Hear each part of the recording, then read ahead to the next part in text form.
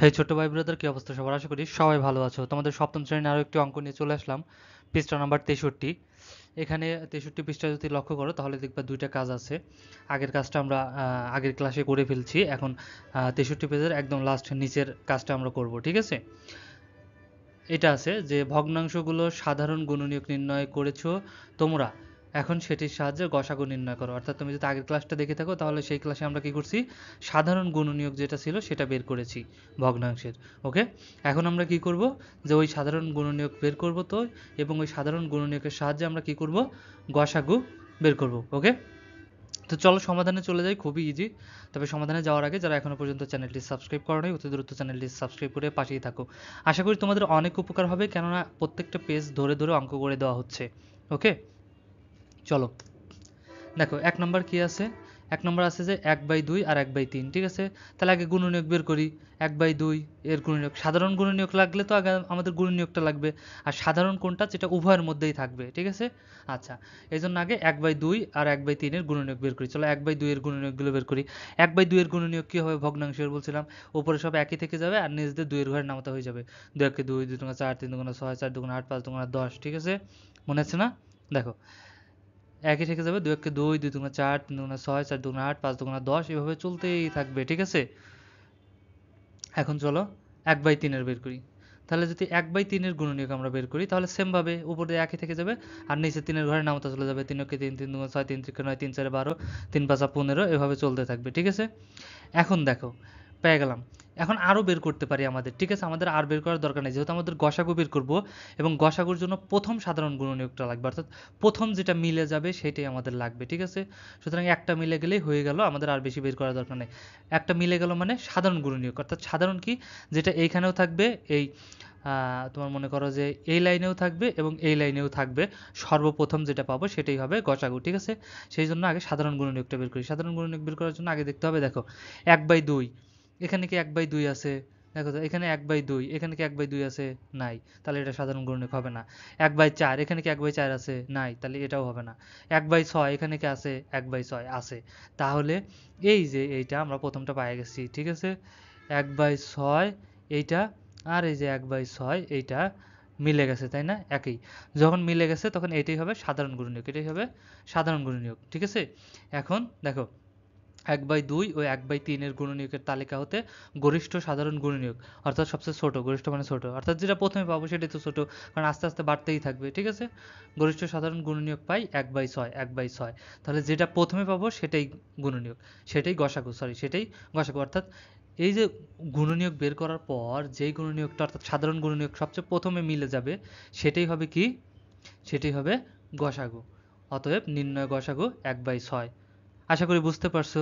Same ভাবে চলো 2 নাম্বারটা করি, 1/3 ও 1/4। ওকে,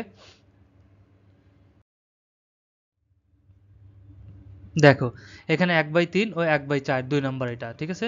চলো সমাধানে চলে যাই। আগে কি করবো, 1/3 এর গুণনীয়ক বের করি চলো। তাহলে 1/3 এর গুণনীয়কগুলো হলো সেম ভাবে, উপরে 1 চলে যাবে আর নিচে 3 এর ঘরে নামতা। 3 অক্ষে 3, 3 দুগুণে 6, 3 3 9, 3 4 12, 3 5 15, এভাবে চলতেই থাকবে, ঠিক আছে? এখন আমরা কি করব, 1/4 এর বের করি চলো। 1/4 এর গুণনীয়ক বের করি। তাহলে দেখো 1 থেকে থাকবে উপরে আর নিচে কি হয়ে যাবে, 4 এর ঘরে নামতা হয়ে যাবে। 4 অক্ষে 4, 4 দুগুণে 8, 3 4 12, 4 4 16, 4 5 20, 4 24, এভাবে চলতেই থাকবে, ঠিক আছে? আচ্ছা, এখন আমাদের কি করতে হবে, দেখতে হবে সাধারণ গুণনীয়ক কোনটা, সবচেয়ে প্রথমে কোনটা মিলছে।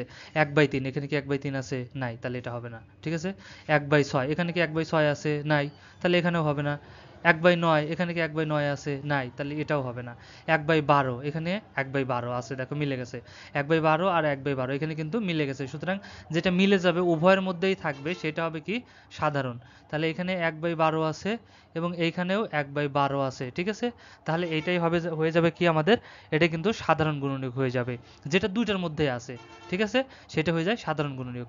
তাহলে এখন দেখো আমাদের 1/3 ও 1/4 এর গুণনীয়কের তালিকা হতে গরিষ্ঠ সাধারণ গুণনীয়ক পাই কত, 1/12। কারণ প্রথমে এটা মিলছে আমাদের 1/12, তাহলে এটা হবে 1/12, ঠিক আছে? কারণ যেইটা সাধারণ গুণনীয়ক হবে সেটাই আমাদের কি হবে, সেটাই কিন্তু আমাদের হবে গসাগু। যদি তাই হয় তাহলে অতএব দেখো নির্ণয় গসাগু কত, 1/12, কারণ এইটাই প্রথমে মিলে গেছে, ঠিক আছে? আশা করি বুঝতে পারছো। যদি বুঝতে না পারো চলো 3 নাম্বারটাও করে দিচ্ছি, আশা করি এবার ক্লিয়ার হয়ে যাবা, ঠিক আছে? 1/3 ও 1/10 এর গসাগু বের করবো সাধারণ গুণনীয়কের মাধ্যমে। তাহলে দেখো 3 নম্বর অঙ্কটা 1/3 ও 1/10 আমরা কি করব এখানে জাস্ট আমরা 3 নম্বর অঙ্কটা 1/3 এর গুণনীয়কগুলো আগে নিয়ে নেব। সেম ভাবে উপরে একই থেকে যাবে আর নিচে কি হয়ে যাবে 3 এর গুণনীয়কগুলো হয়ে যাবে। 3 অক্ষে 3 3 গুণ 6 3 3 9 3 4 12 3 5 15 3 সরি গুণিতকগুলো, ঠিক আছে? 3 অক্ষে 3 আর এক কথা নামতা হারে যেভাবে বৃদ্ধি পায় সেভাবে হতে থাকবে, ঠিক আছে? 3 অক্ষে 3 3 দুগুণে 6 3 3 9 3 4 12 3 5 15 3 6 18 3 7 21 3 8 24 3 9 27 3 10 30 3 11 33, ঠিক আছে? এভাবে যদি যাই 3 12 36, ঠিক আছে? 3 13 39, এভাবে চলতেই থাকবে। এখন আমরা কি করব 1/10 এর বের করব। এখানে আবার বলতে পারো যে এতগুলো বের করলাম কেন এখানে, তাই না? দেখো এখানে এতগুলো বের করলাম কারণ কি আমাদের হচ্ছে প্রথমটা মিলা লাগবে, যেহেতু এখানে 10 এর আছে তাহলে 30 এর হয়ে যাবে। সেই জন্য যদি আমরা বের করি তাহলে 1/10 20 30 40, ঠিক আছে? কারণ দেখো এখান থেকে যদি আমরা মিলাই 1/3 এখানে পাবো না, 1/6 এখানেও পাবো না, একবারে কোথায় যায় পাবো 30 এ যায় পাবো, মিলছে, ঠিক আছে? 20 30 নাই, কারণ এখানে 10 20 করে বৃদ্ধি পাচ্ছে।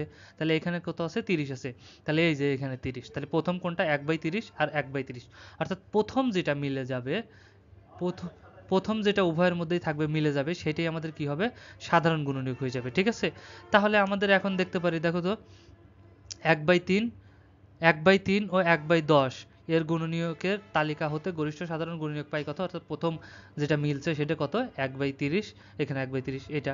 তাহলে আমাদের গসাগু কত হবে, প্রথমে যেটা মেলে সেটাই কিন্তু আমাদের গসাগু হয়ে যায়, অর্থাৎ নির্ণয় গসাগু 1/30। খুব ইজি ছিল না? খুবই কিন্তু ইজি ছিল। আশা করি অঙ্কগুলো বুঝতে পেরেছো, আর যদি ভালো লাগে অবশ্যই একটা লাইক দিয়ে দিও, ওকে? আর বন্ধুদের সাথে শেয়ার করতে কিন্তু একদমই ভুলো না।